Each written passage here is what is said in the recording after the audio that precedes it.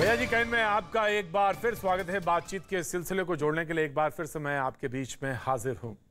एक बड़ा बुनियादी सवाल है और ये सवाल मुझे लगता है कि बार बार कई बार पूछा जाता है और अक्सर यही लोग कहते हैं कि दुनिया खूबसूरत कैसे बनाई जाए, या जहां हम आसपास रहते हैं उसको खूबसूरत कैसे किया जाए।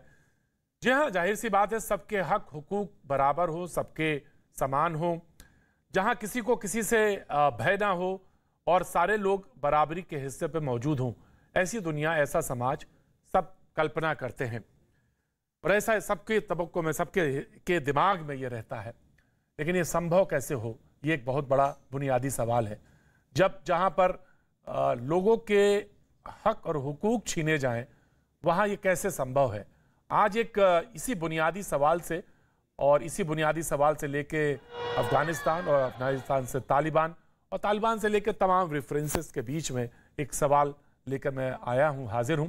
और सबसे पहले मैं तस्वीरें दिखाऊं, उससे पहले जानना चाहता हूं और दिखाना चाहता हूं जो हम जहां रह रहे हैं, हम यहाँ जिनके बीच में रहते हैं, उनकी सोच क्या है। ऐसे सबकी नहीं है, जाहिर सी बात सबकी सोच नहीं है, लेकिन कुछ लोगों की जो सोच है आखिर वो क्यों है और वो कहाँ तक प्रभावित करती है, जानना बहुत ज़रूरी है। तो सबसे पहले आज का जो मौजू है उसकी तरफ बढ़े, उससे पहले all India personal law board की जो सदस्य है उनकी जो बाइट है मैं उसकी तरफ, और उसके बाद उसका उसी से मिलती जुलती बाइट जो है, जो चुने हुए प्रतिनिधि हैं, सांसद हैं, उनका क्या कहना है उस तरफ, फिर मेहमानों से हम तारुफ कराएंगे। एक निहत्ती गरीब तरीन कौम ने पूरी दुनिया की सबसे ज़्यादा मजबूत फ़ौजों को शिकस्त दी और उनके दाखिले का जो अंदाज़ सारी दुनिया ने देखा। मुबारक हो इमारत इस्लामी अफ़गानिस्तान के कायदीन को। आपका दूर बैठा हुआ ये एक हिंदी मुसलमान आपको सलाम करता है। हमारा देश जब अंग्रेज़ों के कब्ज़े में तो सारा हिंदुस्तान आज़ादी के लिए लड़ा था। अब वहाँ का भी, अब अमेरिका ने कब्ज़ा कर रखा, पहले रशिया में था, फल जगह उनका भी कब्ज़ा, वो भी आज़ाद रहना चाहते हैं। इसको आज़ाद करने के लिए तालिबान के ज़रिए से, और तालिबान एक ताकत है। सज्जाद नौमानी साहब जिसका जिक्र किया, हालांकि शफीकुर रहमान बर्क साहब का क्लैरिफिकेशन आया है और उन्होंने कहा कि मेरी बाइट को तोड़ा मरोड़ा गया है, मेरे बयान को तोड़ा मरोड़ा गया है। बहरहाल जो था वो हमने आपको दिखा दिया। लेकिन नौमानी साहब के से एक सवाल, बुनियादी सवाल जरूर बनता है, और वो सवाल ये बनता है कि हम 2021 में रह रहे हैं या 11वीं या 12वीं शताब्दी में रह रहे हैं। कौन सी फौजें, किसकी फौजें, कौन इस्तकबाल, कौन हिंदुस्तान में रहने वाला मुसलमान कहाँ कौन सी बातें कर रहे हैं, किस जमाने में आप रह रहे हैं, ये सवाल जानना बहुत जरूरी है। और अगर ये आप रह रहे हैं इस पे, ये मेरे बुनियादी सवाल हैं आज, और ये दोनों तरफ हो सकते हैं जनाब, एक ही तरफ नहीं इशारा मेरा। अगर कहीं कोई भी है और मेरा इशारा बहुत साफ है, वाजे मैं बात कर रहा हूं, तो मैं आपसे ये पूछना चाहता हूं कि आप हैं अगर इसी मुल्क में रह रहे हैं और इसी जगह पर रह के ऐसी बातें कर रहे हैं, तो आप पे मुकदमा क्यों ना दर्ज होना चाहिए, और आपके मुकदमा दर्ज हो और आपके खिलाफ केस लड़ा जाना चाहिए, शिद्दत के साथ लड़ा जाना चाहिए। जो आप बात कह रहे हैं वो सिर्फ एक किसी मुल्क को लेकर नहीं कह रहे हैं, आप पूरी मानवजात, ह्यूमैनिटेरियन ग्राउंड पर सवाल उठा रहे हैं, और ये बहुत बड़ा अपराध है।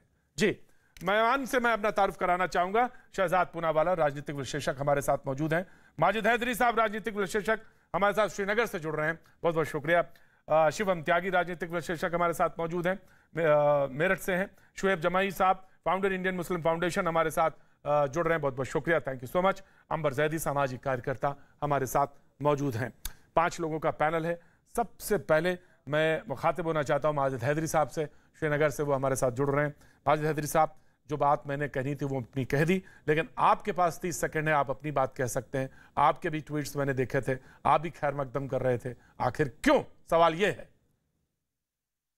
प्रतीक भाई, मैं एक सच्चा राष्ट्रवादी होने के नाते माननीय तालिबानों का दिल से आदर करता हूं, क्योंकि जिस तरह हमारे क्रांतिकारियों ने, स्वतंत्रकारियों ने उस वक्त गोरों को अपने देश से निकाला था, वैसे ही इन तालिबानों ने अपने देश से उन गोरों को निकाल दिया। मैं उनका दिल से आदर करता हूं। और दूसरी सबसे खास बात, हमारी तालिबान से भारतीयों की कौन सी दुश्मनी है? तालिबान ने कभी भी भारत का क्या बिगाड़ा है? ये तो नए मिलेनियम तालिबान है जो 10, 12, 15, 20 साल के लड़के हैं। इन्होंने भारत का क्या बिगाड़ा? ये तो कभी सत्ता में भी नहीं थे। इनको एक अवसर देना चाहिए और भारत को इनसे अच्छे रिलेशन बनाने चाहिए।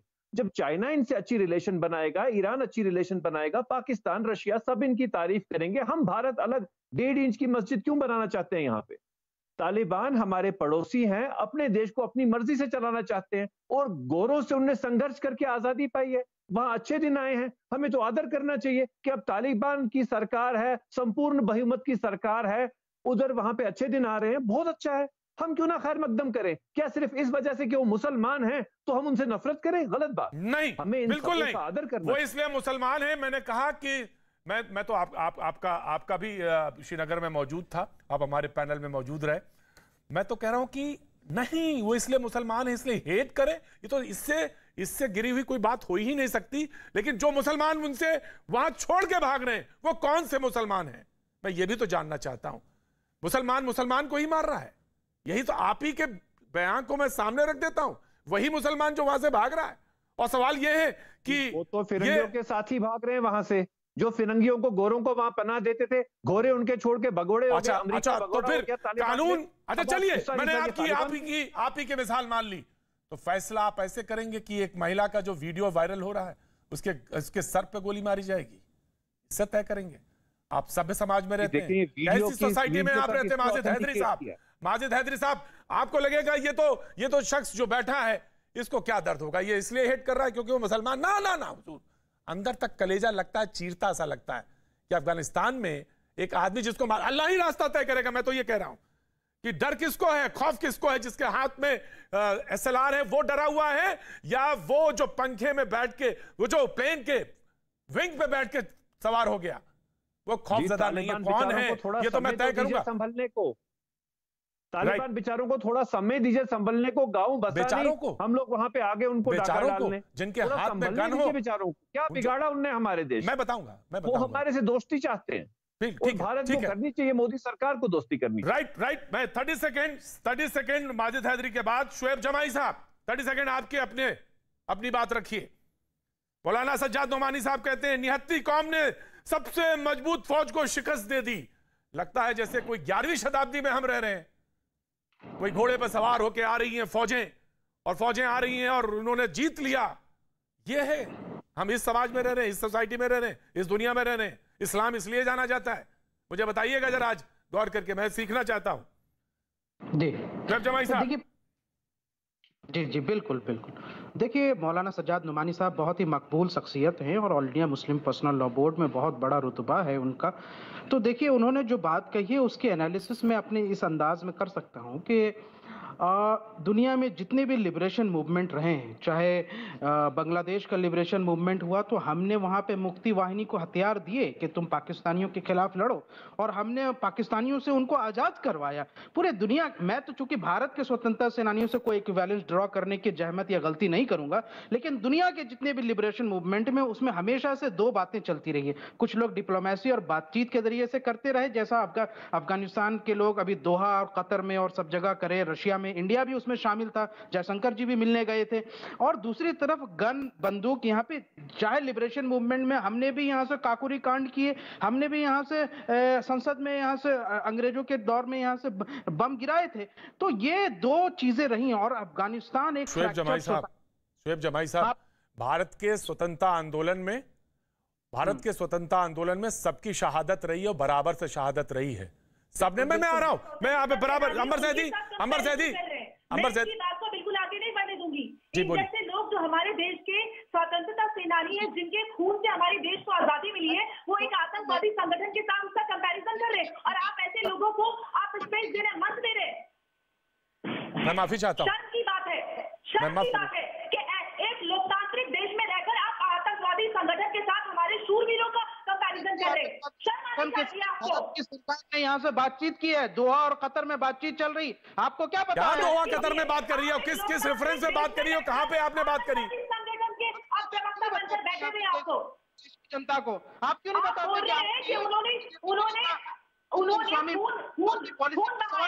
आप देखिए ना, हमारे देश में आजादी पाने के लिए हमारे स्वतंत्रता कुर्बानियों ने अंग्रेजों से लड़ाई लड़ी थी। और तालिबान अफगानिस्तान में अफगानियों का खून बहा रहा है, महिलाओं को सरेआम चौराहे पे खड़े करके उनकी $60 में गोली लगाता है। आप उसका समर्थन करते, उसको निजाम मुस्तफा कहते हैं। निजाम मुस्तफा में औरतों की गोलियां लगती है। निजाम मुस्तफा में होता है कि मुस्तफा खुद अपनी बेटी को सलाम करते थे, उनके दर पे सलाम करने जाते थे। ये है निजाम मुस्तफा। मैं रोक रहा हूं। Audio down. शुएब जमाई साहब, आपका 10 सेकंड अभी बचा हुआ है, मैं आपको पूरा मौका देता हूं। शुएब जमाई साहब आपको मौका मिलेगा, क्योंकि अभी देता हूं, 10 सेकंड बाकी है आपका। बीच में अमर जैदी साहब बोलने लगी। अमर जैदी जी ने एक बात कही कि आपने इनको मंच क्यों दिया। मंच इसलिए दिया कि अपनी बात साफगोई के साथ रखेंगे। आखिर खैर मकदम करने का मकसद क्या है, और आप भारतीय स्वतंत्रता आंदोलन से उसको तुलना कर रहे हैं, वहां की तुलना कर रहे हैं। मैं बिल्कुल मैं आप उसको, आपको मालूम है क्या चीज आप कह रहे हैं, जिसको कई मुल्कों ने आतंकवादियों की लिस्ट में रखा हो, जिसके सर पर खून के निशान हो, आप उससे भारतीय स्वतंत्रता आंदोलन की तुलना कर रहे हैं। जमाई साहब, आपको तो सोचना चाहिए, क्या आप कह रहे हैं? जी बिल्कुल, मैं आ रहा हूं आपके पास, 10 सेकंड आपके और हैं, 10 सेकंड आप। शुएब जमाई साहब, शुएब जमाई, मैंने पहले ही कहा कि मैं इक्विवेलेंस ड्रॉ करने की कोशिश नहीं कर रहा हूं, ना ही मैं उनका सिंपैथाइजर हूं और ना ही मैं उनका अपोलॉजिस्ट हूं। लेकिन आपने कहा, बहुत दुखद बात है, आपने कही, शर्म आनी चाहिए, बहुत दुखद बात है। अरे सुनिए ना, आपने मुझे टाइम दिया तो सुन लीजिए। अभी जो आपने कहा कि बहुत सारे मुल्कों ने उसको आतंकवादी संगठन में रखा और फिर लिस्ट किया, अरे इसी अमेरिका ने उसको रिकॉग्नाइज कर करके 2018 में मुर्ला बिरादर को छुड़वा करके उनके साथ डील की, एग्रीमेंट किया कि मैं जा रहा हूं और तुम आ जाओ। इसी रशिया जिसके साथ वो जंग कर रहे थे और रशिया ने इनको आतंकवादी कहा, वही रशिया आज उनको रिकॉग्नाइज कर रहा है और उनके डिप्लोमेट ने ऑफिशियल बयान दिया कि we feel more safer than Ghani regiment in Taliban. वही चाइना उसको रिकॉग्नाइज कर रहा है, वही यहां से तुर्की, वही ईरान, वही सऊदी अरेबिया ने भी आज बयान दिया। तो जिन जिन मुल्कों ने इनको आतंकी लिस्ट में रखा, वही उनको रिकॉग्नाइज करके कह रहे हैं कि वी वेलकम यू, अब आप ऐसा करो और ह्यूमन राइट्स को यहां से अपहेल्ड करो। तो आप बताइए कि भारत की फॉरेन पॉलिसी क्या होनी चाहिए? हमारा अफगानिस्तान में इंटरेस्ट है, हमारे रॉ के जो मिशंस हैं, बलूचिस्तान में हम कूटनीतिक जो हमारी स्थिति है, वो सब अफगानिस्तान लैंड से, क्या हम उसको लूज कर दें? और भारत तो यहां से लगातार तालिबान से, रशिया में बातचीत कर रहा है, तो हमें बातचीत कर रहा है, वो उसका क्या देशद्रोही माना जाएगा? अरे ये इन लोगों को पता नहीं है कि डिप्लोमेटिक कैसे चलती है। ये राइट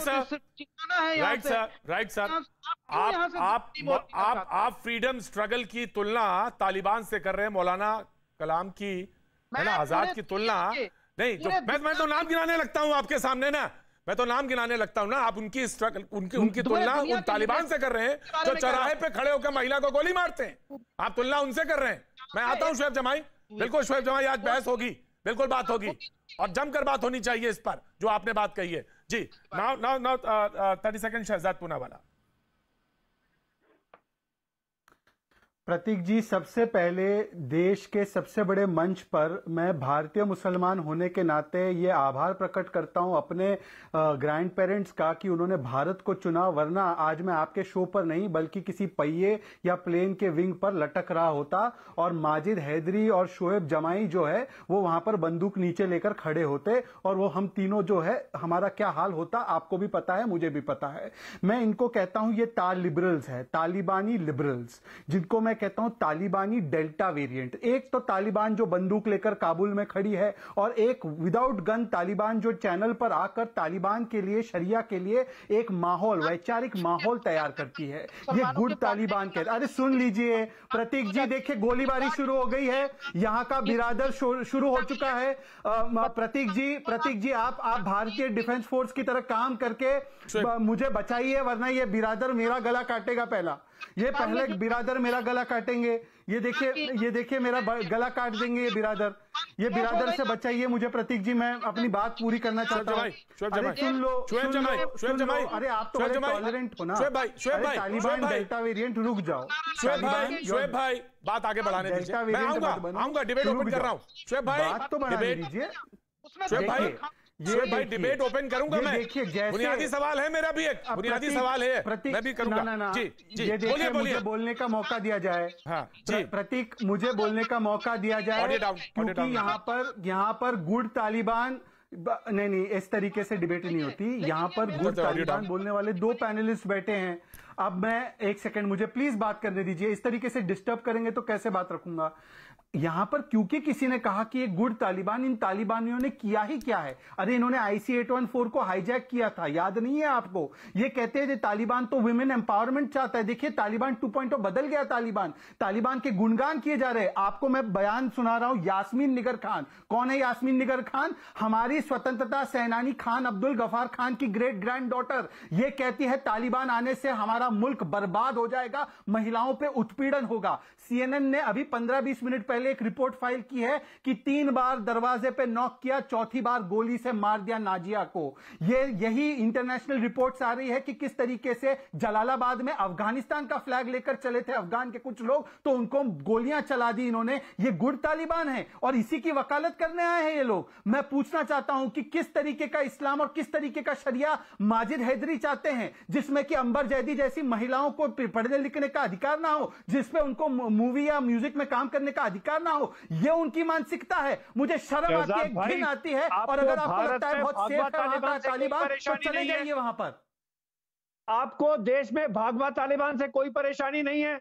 जिन भागवा तालिबान ने दीपिका पादुकोण की पद्मावत रिलीज नहीं होने दी, मैं आता हूं भगवा तालिबान पर। बसों में माजिद हैदरी सवाल पूछा है ना, जवाब ले लो। माजिद हैदरी सवाल पूछा है, जवाब ले लो। माजिद हैदरी सवाल पूछा है, जवाब ले लो। मैं आपका सवाल माजिद हैदरी, मैं आपका सवाल ले लेता हूं। मैं सवाल ले लेता हूं और सवाल मैं शहजाद पूनावाला आपसे पूछता हूं, क्योंकि सवाल तो उन्होंने रख दिया है, तो सवाल तो आपको लेना ही पड़ेगा। लेकिन माजिद हैदरी का सवाल का एक दूसरा पहलू भी है, एक पैरेलल लाइन ये भी है, क्योंकि लाइन एक खींची गई है तो ठीक है, मैं भी एक लाइन खींचता हूं। चलो मैं भी एक लाइन बड़ी से खींचता हूं और लाठी का जवाब लाठी से ही दिया जाएगा इस मुल्क में या कहीं भी। अब आप जवाब दीजिए जो उन्होंने कहा था। जी जवाब दीजिए, बोलिए। ऐसा है प्रतीक जी, भगवा रंग जो है मेरे तिरंगे का सबसे ऊपर का रंग, और जो मेरे हिंदू समाज का सबसे पवित्र रंग है, उसको तालिबान के साथ जोड़कर, कभी उसको आतंक के साथ जोड़कर कितनी आसानी से जय श्री राम और हिंदू समाज को तो एक कटघरे में खड़ा कर देते हैं। पर जिस तालिबान ने सालों साल लोगों को परेशान किया और वहां के अफगानिस्तान के लोग भागकर आना चाहते हैं भारत और दूसरे मुल्कों में, उसको किस तरीके से क्लीन चिट देते हैं। इसीलिए मैं आपको दिखाता हूं और बताता हूं कि ये प्रमाण है कि यही असली चेहरा है। इन्होंने कहा ना, देखिए 1 सेकंड, देखिए प्लीज डिस्टर्ब मत कीजिए। प्रतीक जी, इन्होंने शुरुआत में माजिद ने क्या कहा? उन्होंने कहा कि मुसलमान है इसलिए आप उनको इस निगाह से देख रहे हैं। नहीं, क्योंकि मुसलमान है इसीलिए माजिद हैदरी का दिल कौम के लिए धड़कता है, कंट्री के लिए नहीं धड़कता। उनके लिए शरिया ऊपर है, संविधान ऊपर नहीं है। और इसीलिए तालिबान चाहे कुछ भी कर दे, क्योंकि वो मुसलमान है, माजिद हैदरी उनके बचाव में आते हैं। राइट। मैंने आपका टाइम लिया। अंबर जैदी साहब, मैं आ रहा हूं, माजिद हैदरी आ रहा हूं, डिबेट ओपन कर रहा हूं। सफेद रंग झंडे भी नहीं है, डिबेट हो रहा है। माजिद हैदरी आ रहा हूं। अंबर जैदी जी 20 सेकंड्स आपके अंबर जैदी से। अंबर जैदी, देखिए प्रतीक जी, जो हम यहाँ पर बात कर रहे हैं और जो हमारे हिंदुस्तान में खासकर जो मुस्लिम संगठन के प्रवक्ता हैं, अलग अलग लोग, चाहे वो नोमानी साहब हो या बहुत सारे ओवैसी हो या शादाब चौहान जैसे जितने भी लोग हैं जो तालिबान के शान में कसीदे पढ़ रहे हैं, इसको हमें समझने की जरूरत है कि वो हिंदुस्तान में इस मानसिकता को बढ़ावा दे रहे हैं कि तालिबान ने अफगानिस्तान कब्जा किया, अब हिंदुस्तान की बारी है। ये हिंदुस्तान में गज़वे हिंद का जो सपना लेकर बैठे हुए हैं, ये इसको उसका मैसेज लोगों तक पहुंचा रहे हैं और लोगों में इस भावना को पैदा कर रहे हैं। तो मुसलमानों को एक ब्रेन डेड बनाकर उनको ज़ॉम्बी वाली लाइफ देकर अपने फायदे के लिए इस्तेमाल करते हैं। हमें समझने की जरूरत है कि क्या मैसेज ये लोगों तक पहुंच रहा है, चाहे वो तालिबान को वो समर्थन हासिल करने की बात हो या चाहे लोगों में इस तरीके का मैसेज पहुंचाने की बात हो कि हमें आगे क्या करना है। अब देखिए, लगातार ओवैसी जी की तरफ से भी ये बात हुई कि तालिबान से हमें बात करनी चाहिए। शादाब चौहान ने उनको बधाई दी कि निजाम मुस्तफा आपने वहां पर ला दिया। निजाम मुस्तफा वो किसको नाम दे रहे हैं कि सड़क पे चौराहे पे खड़े होकर एक औरत की सरेआम $1600 में बोली लगाते हैं। एक महिला जिसका सिर्फ इतना चेहरा खुला हुआ है, उसको सरेआम गोली मार दी जाती है, उसकी हत्या कर दी जाती है, उसको निजाम मुस्तफा कहते हैं। जहां पर औरतों को 14 साल से 40 साल की औरतों को माफ किया जा रहा है कि किस किस घर में 40 से 14 साल के बीच की औरतें हैं, उनको उठाया जा रहा है या उनको कॉफिन में बंद करके बेहोश करके पाकिस्तान ट्रेड किया जा रहा है। इसको निजाम मुस्तफा का नाम दे रहे हैं। आप ये देखिए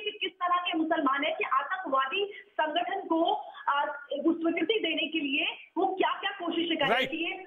ये तालिबान तो अच्छा तालिबान है। आरिफा खानम जैसी एक जर्नलिस्ट बोलती है अच्छा तालिबान है। स्वरा भास्कर कहती है कि हिंदुत्व का टेरर नहीं दिखाई देता, तालिबान को वो किसी धर्म का नाम देने से डरती है। तो कितने लिबरल हैं ये देश के, हमारे इस लोकतंत्र में बैठे हुए लोग, उनको जिनको पसंद आता है ना तालिबान, उन सबका एक प्लेन लोड कराकर अफगानिस्तान भिजवा दीजिए। सबको बहुत अच्छा लग रहा है ना तालिबान। अभी शोएब जमाई साहब ने भी कहा कि ये 15 साल 18 साल के लोग हैं, तो उनको 15-18 साल के लोग अफगानियों पे जुल्म कर रहे हैं। अफगानी स्टूडेंट्स के साथ में कल थी, उनके अब हालात देखिए कि उनके रिश्तेदार कहाँ बेसमेंट में छुपे हुए हैं। औरतों को माफ किया जा रहा है उनको उठाने के लिए, उनको ट्रेड करने के लिए, उनको कॉन्क्यूबेंस बनाने के लिए। ये इस्लाम की बात करते हैं, निजाम की बात करते हैं। Right, thank you Amar Zaidi. Last हमारे पैनलिस्ट हैं शिवम त्यागी। आपको नहीं दिखता। लास्ट पैनलिस्ट शिवम त्यागी हैं। मैं आ रहा हूं, फिर डिबेट ओपन करता हूं। शिवम त्यागी हैं। शिवम त्यागी, ये कहा गया कि जैसे फ्रीडम फाइटर्स हैं, और ये बात बाकायदा कही गई कि जैसे हिंदुस्तान के फ्रीडम फाइटर्स हैं वैसे ही तालिबान के हैं, जैसे अब्दुल कलाम आजाद, डॉक्टर जाकिर हुसैन, गफ्फार खान, उसके मुकाबिल के लोग हैं ये तालिबान। और ये बात कही गई, उन्होंने कहा कि ये एक तो स्ट्रगल है, ये चल रहा है, तो ये तो इनका खैर मकदम होना चाहिए। प्रतीक जी मैं बहुत शालीनता से सिर्फ इसलिए सुन रहा था कि ताकि पूरी बात इनकी सुन सकूं, बीच में इंटरजेक्ट कर सकता था, नहीं किया।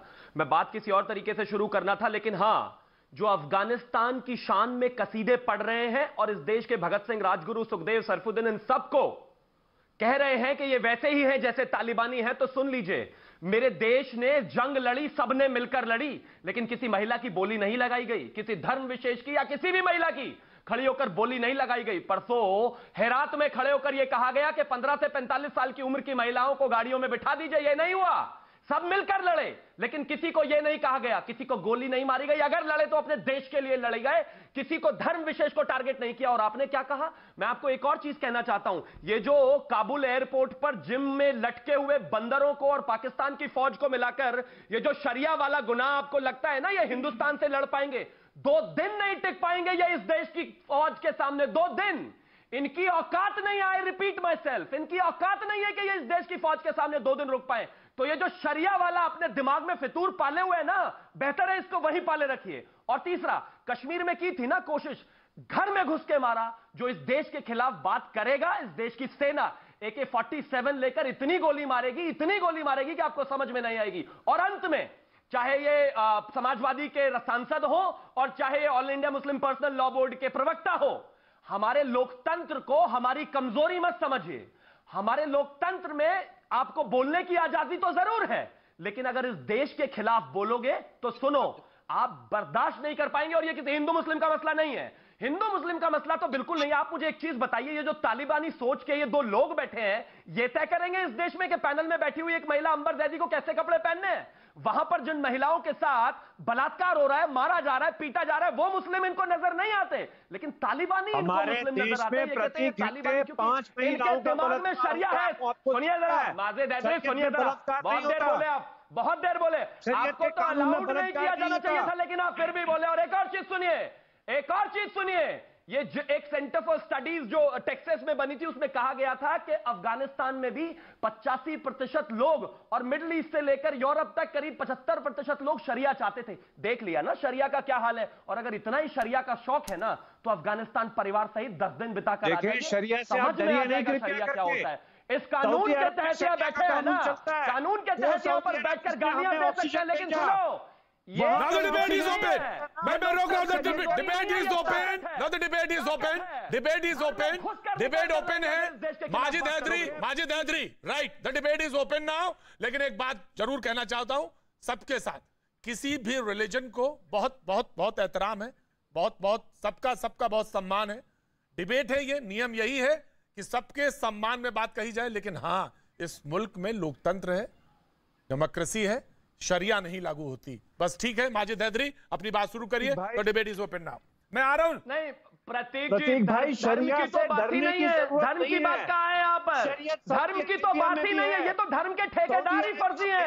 अरे वहाँ मुसलमान ही मुसलमान से लड़ रहा है। शरीयत जहाँ होता है ना, वहाँ महिलाओं का बलात्कार नहीं होता। कृपया करके भारत के संविधान में एक शरीयत का कानून लाइए। तो फिर बताइए ना, अपने मोहब्बत तालिबान को, जिनको मोहब्बत पेश कर रहे हो, उनको बताइए। अरे उनको बताइए ना जाकर, उनको बताइए जाकर कि ये नहीं होता है। अगर शरिया में ऐसा नहीं होता है तो दीवारें क्यों पुतवा दी? महिलाओं को सेक्स वर्कर बनाओगे, सेक्स स्लेव बनाओगे, वो ठीक है। यमन में कौन लड़ रहे हैं? दीवार पे माजिद हैदरी, यमन में कौन लड़ रहे हैं? माजिद हैदरी, यमन में कौन लड़ रहे हैं? सीरिया में कौन लड़ रहे हैं? ये सवाल है। देखें, अगर शरियाई है तो सब फिर वहां पे क्यों लड़ रहे हैं? प्रतीक भाई, जहां धार्मिक विषय हो, एक दूसरे का आदर करना चाहिए हमें। मैं आपको कह रहा हूँ, शरीयत का कानून सऊदी अरेबिया में है, वहां पे अमेरिका से आदर करना चाहिए। आदर करने जैसी बात भी तो होनी चाहिए। मोहम्मद बिन सलमान बिन मखतूम अकेले चलता है एस्कॉर्ट के बगैर। मैं चाहता हूं मेरे माननीय प्रधानमंत्री भी एस्कॉर्ट के बगैर चले। ऐसा कानून होता है शरीयत में, बिल्कुल। वहां महिलाओं का अरे जब तक आप जैसे देशद्रोही इस देश में है तब तक ऐसा पॉसिबल कहां? इस लोकतंत्र ने जो हम लोगों को सुविधाएं दे रखी हैं, उसके रहते हुए आप जैसे देशद्रोही और जो तालिबान की बात करते हैं, तब तक ऐसी सहूलियत शिवम त्यागी, शिवम त्यागी, शिवम त्यागी, नहीं, शिवम त्यागी नहीं। प्रतीक जी, शिवम त्यागी, यही बात जब आप मुझे शब्द, ये अल्फाज ठीक नहीं है, ये अल्फाज ठीक नहीं है। भावनाओं में मत भैया, इमोशन में नहीं, शिवम त्यागी, इमोशन में नहीं, इमोशन में नहीं। माजिद हैदरी इस मुल्क के बाशिंदे हैं, इस मुल्क के बाशिंदे हैं और हमारे ही खून है। और मैं बल्कि ये कहिए इनके भी पूर्वज हमारे पूर्वज सब एक हैं। बिल्कुल खून हमारे पूर्वज, इनके पूर्वज भी एक हैं। लिहाजा ये अल्फाज मत इस्तेमाल करिए। शिवम त्यागी, ये अल्फाज नहीं इस्तेमाल होगा। बिल्कुल हमारे ये हम मैंने मेरी बात सुन लीजिए प्रतीक जी। मैं कहता हूं बिल्कुल हमारे खून है, हमारे भाई भी हैं, लेकिन नालायक भी तो पैदा हो जाता है ना घर में। नालायकों को भी मां तो संभालती है ना। तो अगर कोई नालायक हो गया तो ये भारत माता में तो वो रह ही रहा है। और मैं बिल्कुल गलत बात नहीं कर रहा। शहीदों का माजिद हैदरी की बात करने दो, माजिद हैदरी को बात करने दो अपनी। माजिद हैदरी बात करिए अपनी। लोकतंत्र में रहते हैं, हम एक दूसरे को गाली गलौज ना करें। एक एकेडमिक डिबेट है तालिबान पे, अच्छी तरह लोकतंत्र याद आ गया। अब लोकतंत्र याद आ गया। जरा सा अग्रेसिव क्या हुआ मैं आपको? लोकतंत्र याद आ गया। अभी तक तो शरिया चाहिए था आपको। संविधान याद पड़ेगा जब आप लोग जैसे लोग मेरे गौरक्षा के नाम पे मेरी माजिद हैदरी, बिल्कुल ये सवाल तो वाजिब है। आपको इस समय तो लोकतंत्र याद आ गया। आपने कहा कि हम चाहेंगे कि शरिया का एक कानून इसमें। क्यों? जब बनाने वालों ने इस कॉन्स्टिट्यूशन को बनाया तो उसमें सारे प्रावधान किए। क्यों शरिया का? क्यों हम कह रहे हैं कि क्यों वहां से लाएंगे? हम शरिया की बात क्यों करें? हम इधर वाले क्यों लेके आए? हमारे कॉन्स्टिट्यूशन में जो बात है जी प्रतीक भाई, जितनी देर ये डिबेट चलेगी ना, इस देश में 10 महिलाओं का बलात्कार हुआ होगा। जितनी देर ये डिबेट चलेगी, आप जस्टिफाई कर रहे हैं। आप जस्टिफाई कर रहे हैं। अंबर जैदी तारीफ कर रहे हैं, वहां हर सेकंड में 1000 महिलाओं को उठाया जा रहा है। अंबर जैदी कौन से अंबर जैदी मैं आ रहा हूं। शुएब जमाई आ रहा हूं। अंबर जैदी भेज रहे हैं, वहां हर सेकंड महिलाओं के साथ बलात्कार हो रहा है। वो नहीं दिख रहा आपको? शुएब अंबर जैदी को बोलने दीजिए। अफगानिस्तान की कमियां नजर नहीं आ रही। अंबर जैदी मैं आ रहा हूं। अंबर जैदी आदर सिखाता है।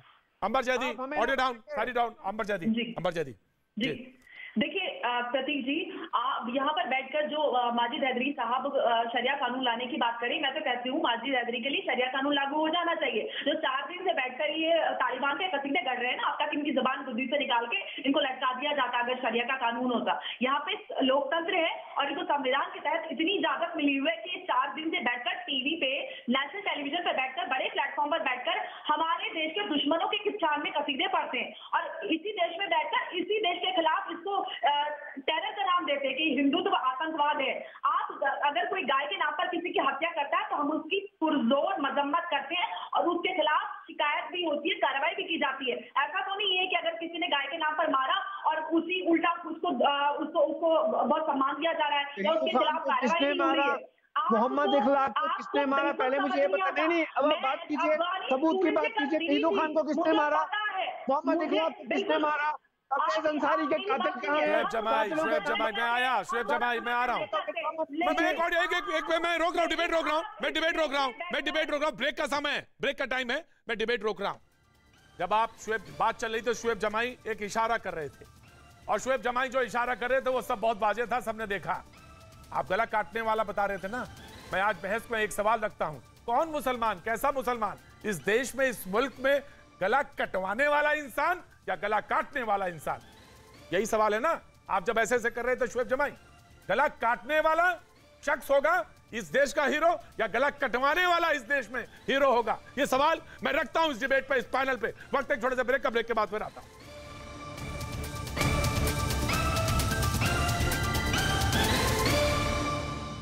लौटते हैं जहां से मैं छोड़ के गया था कि मैंने कहा था कि ऐसा शख्स चाहिए जो देश पे गला कटाने वाला हो या गला काटने वाला हो। शायद जाहिर सी बात है, मुल्क पे तो सभी लोग चाहेंगे कि हम इस मुल्क की आजादी की उस पे कुर्बान हो जाए। सवाल यह है कि आखिर ये क्यों कहा जा रहा है कि ये स्वतंत्रता सेनानी है, वहां से जोड़ा जा रहा है? आखिर ये क्यों सवाल कहा जा रहा है कि ये गुड तालिबान है, ये गुड तालिबान हैं? और एक ये है सवाल कि ये बदले हुए तालिबान हैं। ये आखिर क्यों कहा जा रहा है? इसका नैतिक आधार क्या है? आखिर इस खबर के पीछे क्यों ऐसा बार बार कहा जा रहा है? जो खबर जो मैं आपको स्क्रीन पे दिखाना चाहता हूं वो ये है कि जो अभी आ रही है, और बड़ी खबर ये आ रही है कि अफगानिस्तान में जहां तालिबान ने 4 बड़े अफगान कमांडरों की हत्या कर दी है। तालिबान ने इन 4 कमांडरों की कंदहार के स्टेडियम में ले जाकर हत्या कर दी। और इस बीच अफगानिस्तान के शहर जलालाबाद में भी है तालिबान की गोलीबारी में 3 लोगों की मौत हो गई है। आपकी तुलना भगत सिंह, अशफाक उल्ला खां, अब्दुल कलाम आजाद, डॉक्टर जाकिर हुसैन, गफार खान से तुलना कर रहे हैं आप, स्वतंत्रता आंदोलन के सेनानियों से इनकी तुलना कर रहे हैं जिन्होंने हंसते हुए फांसी का फंदा चूम लिया। तो अब आप इनसे जो गला काटने वाले हैं उनसे तुलना कर रहे हैं इनको नैतिक आधार क्यों जरूरत पड़ी? इसके लिए क्योंकि हां, इनकी एंट्री बैकडोर से करा दीजिए, यह नैतिक आधार है आपका। आप कब्जा करते हैं, उसके बाद कहते हैं कि हां हमारा यह अधिकार है। 4 सैनिकों की हत्या कर दी आपने और आप कह रहे हैं कि आप बदले हुए तालिबान हैं। यार गुड तालिबान, वो गुड तालिबान है और ये स्वतंत्रता सेनानी है। जी, मैं डिबेट खोलता हूं और मैं जी शुएब जमाई साहब, आप हाथ उठा रहे हैं। शुएब जमाई साहब, जय देता, आप ही ने तुलना करी थी। प्रतीक जी, देखिए आप बड़े सुलझे हुए एंकर हैं, मुझे उम्मीद नहीं थी कि आप गलत इंटरप्रेट कर लेंगे। मैंने जो ऐसे इशारा किया तो उसका मतलब था कि डिबेट में बहुत चिखम चिल्ली हो रही थी और मुझे पसंद नहीं है चिखम चिल्ली वाला, उसमें शब्दों की मर्यादा भी लोगों ने तोड़ी। तो मैंने कहा कि भाई मैं हट जाता हूँ डिबेट से, मुझे कट ऑफ कर दो। भाई साहब, मैं ऑडियो चलवा सकता हूँ फिर से, अगर आपका हुक्म हो तो मैं चलवा दूं। आपका हुक्म हो तो मैं फिर से चलवा दूं। आप ये कह सकते हैं कि मुझे माफी दे दीजिए, मैंने गलत तुलना कर दी, ये कह सकते हैं, मैं एक्सेप्ट कर लेंगे। दूसरी बात यह है कि मैंने जो कहा इसकी बात सुन लीजिएगा। अगर आप कह देंगे तो मैं एक्सेप्ट कर लूंगा डिबेट में, लेकिन आपने ये कहा और मुझे सिर्फ बता दिया अशफाक उल्ला खान से तालिबान की बराबरी होगी। अशफाक उल्ला खान का कैरेक्टर पढ़ लीजिए सिर्फ, तो पसीना आ जाएगा। उसके हाथ में गन और आप तुलना कर रहे हैं स्वतंत्रता सेनानियों से, और आपने आधार दिया उसका नैतिक आधार। मुझे आज बड़ा अफसोस हुआ, बहुत अफसोस हुआ। आप सुनिए ना, आपने मुझे बहुत देर के बाद मौका दिया। मैं 3 पॉइंट में अपनी बात रख दूंगा, फिर किसी के बीच में मैं इंटरफेयर नहीं करूंगा। सबसे पहली बात कि बहुत गलत है वो बात जो भी अशफाक उल्ला खान और मौलाना आजाद और भगत सिंह के तुलना, इन स्वतंत्रता सेनानियों की तुलना तालिबान या किसी बर्बर लोगों से करता, वो मैं खुद उसके खिलाफ हूं। मैंने नहीं किया, मैंने तो बांग्लादेश की मुक्ति वाहिनी से उसको कंपेयर किया था, पहली बात। दूसरी बात यह है कि जो इसमें शरीयत और कंडक्ट की बात हो रही है, जी बिल्कुल, आपने काकोरी कांड में बात का जिक्र किया, आपने काकोरी कांड का इस्तेमाल किया, बिल्कुल अंबर जैदी बिल्कुल ठीक कर रही हैं, आपने किया। माफी मांग सकते हैं आप, कोई दिक्कत नहीं होगी।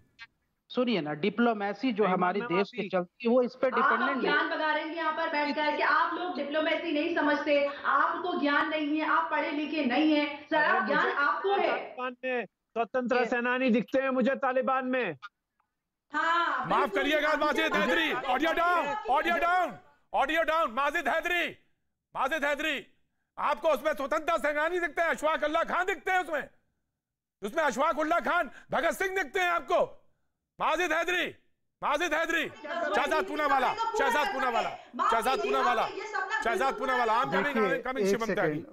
मैं काफी देर तक सुनता रहा। एक सेकंड, मैं काफी देर तक सुनता रहा। प्रतीक जी, मैं माजिद हैदरी की बात से एक्चुअली इत्तेफाक रखता हूं। उनको स्वतंत्रता सेनानी दिखेंगे इनमें, इसलिए क्योंकि इनके स्वतंत्रता सेनानी रजाकार और जिन्ना है। माजिद हैदरी की जो कौम की लड़ाई लड़ने वाले लोग हैं, उनके लिए तो वो माननीय होंगे ही, तो तालिबान भी उनकी ही लड़ाई लड़ रही है। और देखिए, एक तालिबान बंदूक के साथ करे वार, दूसरे 1 सेकंड सर, मुझे 10 सेकंड नहीं मिलता, प्रतीक जी इनका ऑडियो शुरू हो जाता है। ये 5 बार बोलने का मौका तो शाहिद पूनावाला की बात सुनेंगे।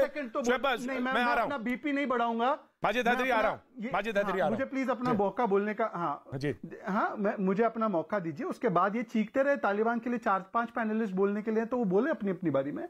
देखिए, एक तालिबान बंदूक पकड़ के करता है वार और दूसरा तालिबान टीवी पर बैठकर माइक की नोक पर करता है नजरिया का बदलाव, और वो है माजिद हैदरी। इनकी मैं अभी 2 मिनट में दोहरे मापदंड आपको बताता हूं। इनके शक्ल पे थोड़ा फोकस कीजिए। माजिद हैदरी दाढ़ी बनाते हैं, आपको पता है। इसी शरिया जो इसको लागू करवाना चाहते हैं पूरी दुनिया में, मोरक्को चले जाइए जहां पर शरिया, अफगानिस्तान जब तालिबान थी, इसकी शरिया की किताब में, जहां पर भी इसकी किताब है, उसमें लिखा गया है कि मूंछी छोटी होनी चाहिए, दाढ़ी लंबी होनी चाहिए। ये खुद शरिया नहीं मानते। शरिया में टीवी पर आना हराम है। इनको पूछ लीजिए, हमारे साथ बैठे शोएब जमाई, वो आपको बताएंगे शरीयत के हिसाब से टीवी भी हराम होता है और दाढ़ी लंबी रखनी होती है, मूंछ नहीं रखनी होती है। ये कैसे आ गए? ये शरिया का प्रचार नहीं कर रहे हैं। दरअसल ये और तालिबान एक ही गैंग के लोग हैं और इनका मतलब मकसद केवल ये है मुसलमानों को भड़काओ और सत्ता को पाओ, और इसीलिए वो जो तालिबान वहां पर करती है, इसका PR करने यहां पर माजिद हैदरी बैठते हैं। अब मैं माजिद हैदरी से एक और सवाल पूछना चाहता हूं। माजिद हैदरी, ये बताओ, तुम्हारे शरिया के हिसाब से अहमदिया और शिया जो है मुसलमान माने जाते हैं क्या? बताओ। तुम उम्मा की बात करते हो, तुम उस चाइना की सपोर्ट लेते हो जिस चाइना ने लाखों मुसलमानों को मार दिया। शरिया के हिसाब से अहमदिया मुसलमान नहीं है। मेरे शरिया से किसी से भी मुसलमान नहीं है अहमदिया। अहमदिया मुसलमान नहीं है, कृपया अपने मुसलमान ना कहिए। मुसलमान उसको मानता है। अब देखिए, बारे में कहा है प्रतीक, वो हमारे कंडक्ट में है। हमारी शादियां शरीयत के मुताबिक होती है। प्रतीक, इनकी प्रतीक, एक सेकंड प्रतीक, मैं इसका काउंटर, प्रतीक इसका काउंटर सुन रहा हूं, प्रतीक इसका काउंटर ले लीजिए। अहमदिया मुसलमान नहीं है प्रतीक जी। मैं जानता हूं ये तथाकथित, एक सेकंड, जी मैं सुन रहा हूं, आ रहा हूं जी, बोलिए, अपनी बात कंप्लीट करिए। शहजाद पूनावाला, अपनी बात कंप्लीट करिए। मैं आ रहा हूं, शोएब जमाई वेट जी। शहजाद पूनावाला, अपनी बात कहिए जी। हाँ जी, इन बेगैरत लोगों को देखिए, ये अहमदिया को तो मुसलमान नहीं मानते, पर जो चाइना जिंजियांग प्रोविंस में यूइगर मुसलमानों को लाखों की तादाद में मार रहा है, उसकी एंडोर्समेंट यहां पर आकर दे रहे थे ये माजिद हैदरी। ये माजिद हैदरी बोल रहे थे कूटनीतिक है तो तालिबान से अच्छा संबंध बनाना जरूरी है, अच्छे तालिबान है। यही माजिद हैदरी इजराइल के साथ जब संबंध बन रहे थे तो इनकी जो है मतलब किस तरीके से ये बौखलाए हुए थे दिख रहा था। तब कूटनीति नहीं समझी आपको भारत की, इजराइल के साथ आपको संबंध नहीं बनाने, पर तालिबान जो बंदूक की नोक पर मुसलमानों को मारता है और चाइना जैसे मुल्क के साथ खड़ा हो जाता है जो मुसलमानों को लाखों की तादाद में मार रहा है, उसके साथ आप खड़े होते। आप तो इस्लाम के भी नहीं हो भाई, आप केवल अपने मकसद के हो, आप केवल अपनी खुद की स्वार्थ के हो। ये हमारे लिए फॉरेन पॉलिसी के लिए जरूरी है। मैं बताता हूं, रोकिए माजिद हैदरी साहब, आपने कहा, आपकी ही सेंटेंस थे कि एक शरिया का एक लाइन या एक कानून अपने कॉन्स्टिट्यूशन में ले आइए। मैं कहता हूं मैं नहीं लाऊंगा। मैं इसलिए नहीं लाऊंगा कि ठीक है, वो रिलीजन जो है अपने स्फेयर की चीज है। मैं बताता हूं उसके लिए एक कारण है। कारण यह है कि अगर चाहे उइगर हो और चाहे पैलेस्टाइन का कोई शख्स हो, अगर कहीं कोई परेशानी है, कहीं किसी को दबाया जाता है तो उसके साथ खड़ा हुआ जा सकता है। लेकिन यमन पे आप चुप रहते हैं, यमन के अत्याचार पे चुप रहते हैं, सीरिया पे आप चुप रहते हैं, क्योंकि आप कहते हैं वो तो डिप्लोमेटिक टाइज है। उइगर के लिए, उइगर में चाइना का जो मुसलमान है उस पे आपकी मौन है, आप चुप्पी साधे हैं क्योंकि वो डिप्लोमेटिक टाइज है। क्यों आखिर फॉरेन पॉलिसी ऐसे डिसाइड नहीं होती है। अच्छा, किसी को मार दो, अच्छा तो किसी को गोली मार दो चौराहे पे, और उसमें Majid Haidari, tell me one thing, अगर आप कह रहे थे गुड तालिबान है, आप माजिद हैदरी आप, मैं आ रहा हूं, त्यागी आ रहा हूं, आपने कहा कि वो गुड तालिबान है, ये बदले हुए तालिबान है, इनको मौका देना चाहिए। ये 18-19 साल के तालिबान है। 4 आदमियों को गोली मार दी, 4 आदमियों को गोली मार दी स्टेडियम के अंदर, बगैर मुकदमा चलाए, गोली मार दी। हमें क्या उससे लेना देना? अच्छा, अब आपको कोई लेना देना नहीं, खैर मकदम क्यों कर रहे थे फिर आप? फिर खैर मकदम क्यों कर रहे थे? तो गलत है तो गलत को कहिए ना। फिर खैर मकदम क्यों? फिर इस्तकबाल क्यों? हुकूमत वाली सत्ता है, हमें उनसे रिश्ते बनाने हैं, वो हमें रिश्ते बनाने हैं या रिश्ते रखने हैं, या जो क्राइम करते हैं उनसे रिश्ते रखने हैं या नहीं रखने हैं, ये तय होगा ना। इस आधार पर तय होगा कि वो सुधरे हुए लोग हैं या गलत लोग हैं, या किसी को अपदस्थ करके काबिज हुए लोग हैं। जो चेहरा टेलीविजन स्क्रीन पे दिख रहा है, ये जो दो मुसलमान, मैं तो इसे बात करता हूं, ये जो दो चेहरे दिख रहे हैं, ये क्या कमतर मुसलमान हैं या छोटे मुसलमान हैं? वहां पे तो कहा जाता है, इस्लाम की एक लाइन है, मैं सुना देता हूं आपकी, कि कंधे से कंधा मिल गया तो सब बराबर हो गए, सबने एक सफे में खड़े हुए, सब लोग बराबर हो गए। तो ये कब, ये जो स्क्रीन पर मुसलमान दिख रहा है, ये छोटा मुसलमान है या ये कमतर मुसलमान है? इसको गोली मार देंगे आप? क्यों मार देंगे गोली? तो आपके पास कानून नहीं है क्या? आपके पास कानून है, और आपकी एक कानून है कि गोली मार दो। ये तालिबान है, ये तालिबान है। नाउ प्लीज जी, शिवम त्यागी, प्रतीक जी, शिवम त्यागी। देखिए प्रतीक जी, सबसे पहले तो मैं एक चीज कहना चाहता हूं। माजिद हैदरी साहब, 4, 5, 10 हजार साल जब ये दुनिया खत्म होगी, 10 हजार साल बाद या जब भी होगी, उसके बाद आपको 10 एक दिन का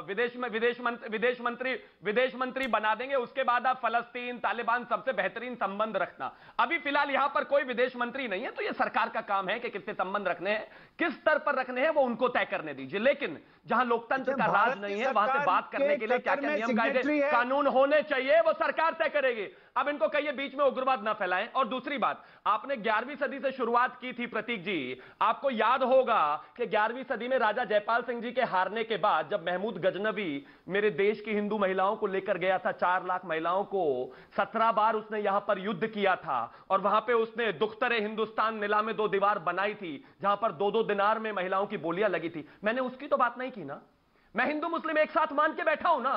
और वहां पर अफगानिस्तान में जिनको मारा जा रहा है, उन्हीं मुस्लिम्स की बात कर रहा हूं। इनके अंदर इतना जहर भरा हुआ है कि ये उसको भी मानने को तैयार नहीं है, क्योंकि की बात भी कर लीजिए, इनका शरीयत का इंटरप्रिटेशन है, ये उसकी बात कर रहे हैं। इनको पूरी दुनिया में शरीयत चाहिए, जो इनका इंटरप्रिटेशन है शरीयत के हिसाब से। सुनिए, आप कैसे लोग हैं, ये घृणित मानसिकता वाले लोग हैं। इनके लिए AK-47 गन मार देना, लोगों को काट देना, महिलाओं का बलात्कार करना, यही इनका कानून और यही इनका ईमान है। और ऐसे ही ये लोग हैं, और ऐसा ही ये कश्मीर में चाहते थे। सरकार ने बंद कर दिया तो इनको डर हुआ, पत्थरबाजी बंद कर दी तो इनको डर हुआ, ये अपनी मर्जी से लोगों को मार काट नहीं सकते तो डर हुआ। अरे मैं उस 11वीं सदी की तो बात ही नहीं कर रहा जो आपने हमारे साथ किया, मैं तो आज की बात कर रहा हूं। अच्छा, ऑडियो जी, मैं एक सवाल रखना चाहता हूं। मैं एक सवाल, शुएब जमाई साहब, मैं एक सवाल रखना चाहता हूं। ऑल इंडिया मसला बोर्ड के मौलाना यासूब अब्बास का एक बयान है। यासूब अब्बास साहब, जैसे आपने नौमानी साहब का बात कही थी, नौमानी साहब पहुंचे हुए प्रवक्ता हैं, स्कॉलर हैं, वैसे ही यासूब अब्बास साहब तालिबान पर भारत की कुछ मुस्लिम तंजीमें खुशी मना रही हैं। तालिबान का विरोध करता हूं मैं। तालिबान हिंदू और हिंदुस्तान के खिलाफ है, तालिबान शिया कौम के भी खिलाफ है। कंधे पर AK-47 लेकर चलना कौन सा इस्लाम है? तालिबान हुसैनी इस्लाम नहीं, यजीदी इस्लाम है। कंधे पर AK-47 लेकर, सवाल गौर करिएगा, मुझे और किसी से नहीं मतलब है, इस लाइन से मतलब है, ज्यादा मतलब है, क्योंकि मेरे बच्चे इस प्रोग्राम को देख रहे होंगे तो इस बात को समझेंगे, कोई भी हो किधर भी हो, इसको समझने की कोशिश करिएगा। कंधे पर AK-47 लेकर चलना कौन सा इस्लाम है, मुझे समझाइए जनाब आली, शुएब जमाई साहब। आज आपने मेरे साथ बड़ी नाइंसाफी की है, मुझे 1 मिनट नहीं बोलने दिया, बार-बार बोलेंगे। तो अगर आप मुझे 2 मिनट देंगे इसमें, तब मैं कुछ बोलूंगा, 2 मिनट तभी यहाँ बात बन पाएगी, वरना अधूरी बात रह जाती है और कुछ फायदा होता नहीं। 2 मिनट देखिए, मैंने सिर्फ इतना, हम ये कह रहे हैं कि आप इसी लाइन पर बात कर रहे हैं, ठीक है। सज्जाद नुमानी साहब ने अपना बयान दिया और यासूब अब्बास साहब ने एक बात दिया, लेकिन अभी मैंने देखा, कल ही एक वीडियो वहां अफगानिस्तान से आया, जिसमें मुहर्रम का अखाड़ा और मुहर्रम की जुलूस हो रही है, और उसमें बाकायदा लोग नारे लगाते हुए या हुसैन या हसन करते हुए जा रहे हैं। ये भी हमने यहाँ से देखा। अब उसका क्या इंटरप्रिटेशन करना है वो तो हम करेंगे, लेकिन हम चूंकि बात शरीयत की हो रही थी, मैं आपको बड़ी शालीनता के साथ एक बात बता दूं कि शरीयत हमारे कंडक्ट में है। हम लोग दाढ़ी रखते हैं, नमाज पढ़ते हैं, कुरान पढ़ते हैं, या अपनी शादियां निकाह जो करते हैं, या मरने के बाद जैसे शहजाद पूनावाला हो या हम भी मरेंगे तो शरीयत के मुताबिक ही उसको नहलाया जाएगा, कफन पहनाया जाएगा और कब्र में लिटाया जाएगा। तो शरीयत तो हमारे कंडक्ट में है, लेकिन जिन देशों में शरीयत एज ए एडमिनिस्ट्रेशन में भी लागू है, उनके साथ भी हमारे संबंध अच्छे रहे। जैसे सऊदी अरेबिया में हाथ काटा जाता है चोरों का, जो इलीगल रिलेशनशिप रखते हैं उनका गर्दन काटी जाती है वहां के स्क्वायर में। तो वो कभी डिपेंडेंट नहीं हुआ कि किसी मुल्क में डेमोक्रेसी है या शरीयत है उसके बुनियाद कर, हम ये कह अच्छा मुझे 2 मिनट हुए। हिंदुस्तान में शरिया कानून होना चाहिए। मैं रोक रहा हूं, सबको रोक रहा हूं, सबको रोक रहा हूं, सबको रोक रहा हूं। ऑडियो डाउन, ऑडियो डाउन, सारी ऑडियो डाउन, सारी ऑडियो डाउन। सिर्फ बात हो रही है शुएब जमाई साहब से। शुएब जमाई साहब, मुझे बताइएगा ये कौन सा इस्लाम है? ट्रांसलेटर थी हैं, ट्रांसलेटर थी हैं जिनको चौराहे पे मारा जा रहा है। ये मुझे बताइए ये कौन सा इस्लाम है? मुझे बता दीजिएगा तो मैं समझ लूंगा कि मैं थोड़ी बहुत, मैंने भी माइनॉरिटीज मिनिस्ट्री कवर की है, माइनॉरिटीज के इश्यूज कवर, मसाइल कवर किए, उनके इदारों में जाता रहा हूं, सारे बड़े इदारों में जाता रहा हूं, इस्लामिक, सारे इस्लामिक इदारों में जाता रहा हूं। शुएब जमाई साहब, मैं आपको 1 मिनट और दे दूंगा, मुझे ये बता दीजिएगा स्क्रीन पर खड़े होकर सामने कि ये कौन सा है और इस पे कौन सा शख्स जो इसमें रहता हो दुनिया में नहीं बोलना चाहेगा, और अगर वो बोलना नहीं चाहेगा तो वो क्या है वो खुद तय करेगा। Now you please tell me, जो आपका 1 मिनट शुरू होता है अब। देखिए, मैं भारतीय हूं और भारतीय होने का हमें गर्व है, इसलिए हम ये कहते हैं कि हमारे यहाँ तो संविधान है और संविधान ही रहे, इसमें कोई शक की बात। लेकिन दुनिया के मुल्कों के हवाले से हमने ये कहा कि जहां जहां मुल्कों में ऐसी है तो हमारी पॉलिसी रही है डिप्लोमेसी की। बात यह है कि जो गोली मारने की बात है, क्या हमारे देश के यहाँ से मंत्री ने खुलेआम गोली मारने की बात नहीं की थी? और उसके बाद दिल्ली का बहुत बड़ा प्रोग्राम हुआ यहाँ से, अभी खुलेआम ये छुटवाइयां। वाह जनाब अली, वाह, आपका तो खैर मकदम करना चाहिए। क्या बात है, क्या बात है। जिन्होंने बात कही थी, सुनिए, audio down, audio down, audio down, सुनिए, जिन्होंने वो बात कही थी, वो कोई भी हो, वो तंग दिमाग के इंसान है, वो तंग दिमाग के इंसान है, छोटे दिल के इंसान है। मैं उनकी मजम्मत करता हूं, अपने इस प्रोग्राम से मजम्मत करता हूं, करता हूं और करता रहूंगा। जमाई साहब बोलिए, तालिबान, बोलिए तालिबान दुष्ट है और जो ये हरकत है ये हैवानियत की हद तक है। बोलिए, बोलिए, मैं आपको देता हूं 2 मिनट और, बोलिए जमाई साहब, बोलिए। हम सब गांधी जी के देश के पुत्र मैंने जो सवाल पूछा उस सवाल का जवाब दीजिए, मैंने जो सवाल पूछा उस सवाल का जवाब दीजिए। मैं मजम्मत करता हूं जिन्होंने कहा वो तंग दिमाग के इंसान है, उनको नहीं मालूम इस देश के बारे में, उनको नहीं मालूम गांधी के बारे में, उन्हें नहीं मालूम गांधी के मुल्क के बारे में। लेकिन जो ये कर रहे हैं वो हैवान है, जो ये कर रहे हैं वो हैवान है, वो इंसान की जमात में नहीं आते। बोलिए। अरे मैंने कहा ना कि किसी भी किस्म की हिंसा, चाहे महिलाओं के खिलाफ हो या इंसानों के खिलाफ हो, वो बर्बरियत, हैवान, उसका शरीयत, इस्लाम, मोहम्मद सल्लल्लाहु अलैहि वसल्लम की तालीमात से दूर दूर तक कोई रिश्ता नहीं। और तालिबान ऐसा करता है तो वो इंसान हो ही नहीं सकता। आप बोलिए ना, इसको बोलने में हलक में जबान क्यों लड़खड़ाती है आपकी? बोलिए। कुछ कहते तालिबान को, लेकिन भारत तालिबान के साथ बातचीत कर रहा है। अरे भारत तय करेगा, ये जयशंकर जी और प्रधानमंत्री तय करेंगे, ये प्रधानमंत्री जी तय करेंगे, इस देश की पॉलिसी तय होगी, और वो भी नहीं, जो पॉलिसी है वो तय होगी। आप हमारे मुल्क में मुंबई करें, आप हमारे मुल्क में मुंबई करें और हम आपसे डिप्लोमेटिक रिश्ते बनाएंगे। आप हमारे मुल्क में मुंबई करें। बर्बरियत हमारे मुल्क में रोज दिखती है, मॉब लिंचिंग के नाम पर। अच्छा, वाह वाह। और इसका जवाब देंगी अंबर जैदी, इसका कोई जवाब नहीं देगा, अंबर जैदी देंगी। इतनी बर्बरियत, ये बर्बरियत दिखती है इनको स्ट्रीट पर, ये बर्बरियत दिखती है। अंबर जैदी साहब, Ambar Zaidi please respond, Ambar Zaidi respond करेंगे। लग रहा है ना हमारे देश में ऐसी बर्बरियत होती है ना, इन सबको लोड कराकर अफगानिस्तान में फिकवा दीजिए। इनको तालिबान बड़ा अच्छा लगता है ना, निजामे मुस्तफा, जहां पर सबको बराबर के अधिकार मिलते हैं और किसी के अधिकारों का हनन नहीं हो रहा है ना, तो लोड कराइए और फिकवा दीजिए इनको अफगानिस्तान में। इनको बहुत अच्छा लग रहा है ना 2.0 सुधरे हुए अच्छे तालिबान। आप इनको 1 या 2 क्या, आप इनको 100 मिनट दे दीजिए, ये कभी भी तालिबान की मजम्मत नहीं कर सकते, क्योंकि इनके दिल में तालिबान है और ये उसी सोच को, उसी विचारधारा को यहाँ पे स्वीकृति दिलाना चाहते हैं। आप देखिए, मैं एक ही सेंटेंस जानता हूँ, मैं अंबर जैदी एक ही सेंटेंस जानता हूँ। मैं थोड़ा सा समय आपसे चाहती हूँ। प्रतीक जी, आप मौलाना नोमानी के बयान को मैं फिर से आपका ध्यान ले जाना चाहती हूँ। उन्होंने जो बयान दिया, हिंदुस्तान का सुन्नी मुसलमान और शिया भाई, वो मुसलमान शिया को मानते ही नहीं है। उन्होंने ये अल्फाज इस्तेमाल किया, ये लोग कभी भी धर्म सर्टिफिकेट बांटने वाले लोग जो हर किसी को काफिर बोलते हैं, अब महिलाओं को अधिकार नहीं देते, वो all India Muslim personal law board, जिसने अपनी पिटीशन में कोर्ट में ये कहा था औरतें नाके से आंसू होती है, उनसे क्या उम्मीद कर सकते? बिल्कुल बिल्कुल बिल्कुल बिल्कुल। और जब आप ये कहते हैं शुएब जमाई साहब, जब आप ये कहते हैं कि हमारी ऐसी बर्बरियत हमारे देश में होती है, आप झूठ बोलते हैं, आप सरासर झूठ बोलते हैं, आप सरासर झूठ बोलते हैं। और आपको झूठ बोलने में मुझे नहीं समझ में आता क्या आपके ऊपर कौन सा दबाव है। मुझे नहीं मालूम आपकी कौन सी पॉलिटिकल पार्टी है जिसमें आप चुनाव जीत के आना चाहते हैं। साफ गोई से बात करिए, बहुत साफ गोई के साथ। मुझे नहीं मालूम आपके ऊपर कौन सा दबाव है। जब आप बोलेंगे तब आपको वोट देंगे, और कौन लोग आपको वोट देंगे मुझे नहीं मालूम, कैसे लोग हैं वो। आज अभी वक्त छोटे से ब्रेक के बाद फिर